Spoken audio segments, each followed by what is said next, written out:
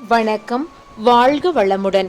இன்றைய பஞ்சாங்கம் குரோதி வருடம் உத்தராயண காலம் சித்திரை 29ஆம் நாள் 12/5/2024 ஞாயிற்றுக்கிழமை.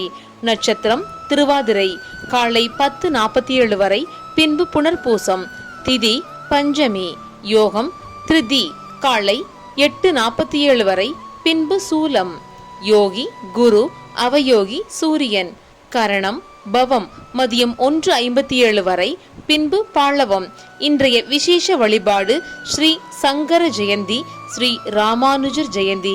இன்றைய தினத்தில் ஸ்ரீ ராமானுஜர் உபதேசித்த ஓம் நமோ நாராயணா என்ற திருமந்திரத்தை 108 முறை உச்சரிக்க உங்கள் வாழ்வில் மோட்சம் கிட்டும்.